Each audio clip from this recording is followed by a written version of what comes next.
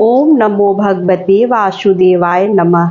ओम नमः शिवाय। दोस्तों, कैसे हैं आप? ये बताने के लिए कमेंट्स बॉक्स में हमेशा की तरह हर हर महादेव जरूर लिख दीजिएगा। तो मोहिनी एकादशी 2025 में मोहिनी एकादशी कब पड़ रही है, इसका जो मुहूर्त है वो कब है, एकादशी तिथि कब प्रारंभ हो रही है, कब समाप्त हो रही है, इन सारे विषय पर हम बताएंगे। तो पहले हम बताते हैं कि एकादशी तिथि जो है, जो इस बार की मोहिनी एकादशी है वो कुछ खास है। वैसे तो साल में 12 एकादशी पड़ती हैं, लेकिन जो मोहिनी एकादशी है इस बार की वो बहुत खास है, क्योंकि इस बार जो है कुछ अलग ही संयोग बन रहे हैं, जैसे सर्वार्थ सिद्धि योग बन रहा है। तो इसलिए इस बार की जो मोहिनी एकादशी है वो बहुत खास है। तो अब बताते हैं कि यह एकादशी पड़ कब रही है।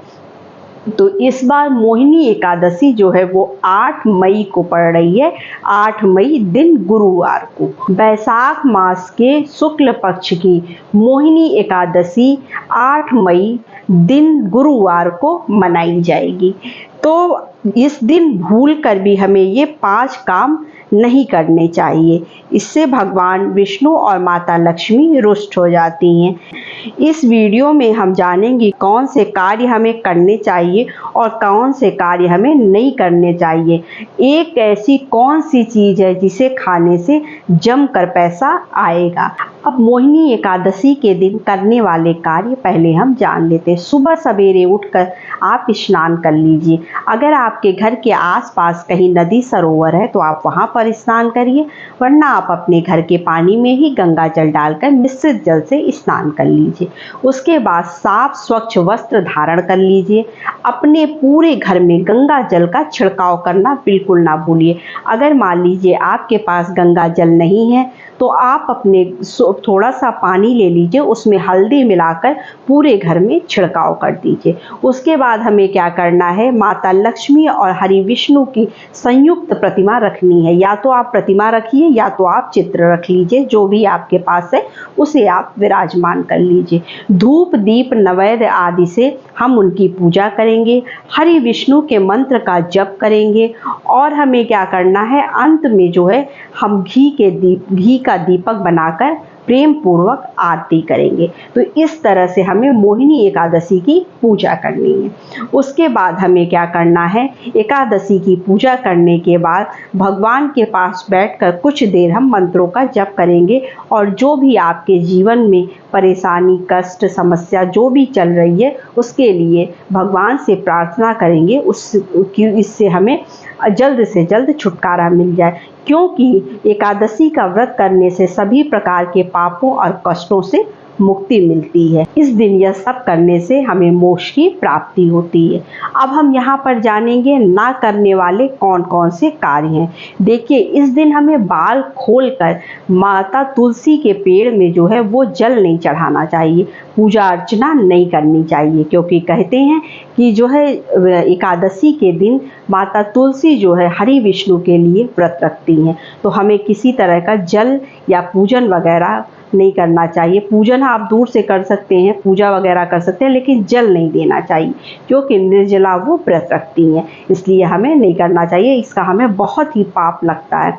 उसके बाद हमें दूसरा कार्य क्या नहीं करना चाहिए, इस दिन हमें तामसिक भोजन का त्याग कर देना चाहिए। तामसिक भोजन हमें नहीं खाना चाहिए। एक दिन पहले से ही, मतलब 10वीं तिथि से ही हम तामसिक भोजन का त्याग कर देते हैं। उसके बाद हमें क्या करना है, इस दिन हमें देखिए लोहे की चीज़ों का दान नहीं करना चाहिए, दूध का दान नहीं करना चाहिए। लोहे से बनी हुई किसी भी चीज़ का दान मत करिए और आप जो है दूध का जो है बिल्कुल भी दान ना करें। अपने घर में लड़ाई झगड़ा ना करें, पति पत्नी जो है वो ब्रह्मचर्य का पालन करें। इस दिन हमें बाल, नाखून वगैरह नहीं काटने चाहिए और काले रंग का प्रयोग नहीं करना चाहिए। अपने घर के दरवाजे पर जो है झाड़ू, जूते, चप्पल, ये सारी चीज़ें नहीं रखनी चाहिए। अब हम बताएंगे करने वाले कार्य क्या करने चाहिए आपको। कमल के आसन पर बैठी हुई माता लक्ष्मी की जो है वो मूर्ति या प्रतिमा जो है आप रखकर सुगंधित धूप दीप नैवेद्य से जो है उनका प्रेम पूर्वक पूजन करें। अब यहाँ पर हम उपाय जान लेते हैं कि इस दिन हमें कौन से उपाय करने चाहिए। तो देखिए, सदाबहार का जो पौधा होता है उसे हमें जड़ सहित उखाड़ कर ले आना होता है। सदाबहार का पौधा होता है जिसे हमें जड़ सहित उखाड़ कर ले आना है। इस पौधे में जो है माता लक्ष्मी का वास होता है। यह पौधा जो है अमृत का प्रतीक माना गया है। जो ये पौधा होता है ये अमृत का प्रतीक माना गया है। जो व्यक्ति मोहिनी एकादशी के दिन इस पौधे को जड़ सहित उखाड़ कर लाता है और गंगा जल से धुलकर चांदी या तांबे के ताबीज में धारण करता है, उसके जीवन की सारी समस्याएं, सारे संकट, सभी मनोकामनाएं जो है वो पूर्ण हो जाती हैं। तो इस तरह से हमें मोहिनी एकादशी के दिन यह उपाय करना है। जो कार्य नहीं करने वो मैंने बता दिया, जो कार्य करने हैं वो बता दिया। अब ये बता देते हैं आपको कि एकादशी तिथि कब से प्रारंभ हो रही है, कब समाप्त हो रही है, पारण का शुभ मुहूर्त क्या है। एकादशी तिथि प्रारंभ हो रही है बुधवार 7 मई 10:19 पर। एकादशी तिथि समाप्त हो रही है गुरुवार 8 मई दोपहर 12:29 पर। पारण का जो शुभ मुहूर्त है वो शुक्रवार को 9 मई सुबह 5:34 से 8:16 तक पारण का शुभ मुहूर्त है। तो बस यही छोटी सी वीडियो थी, छोटी सी जानकारी थी।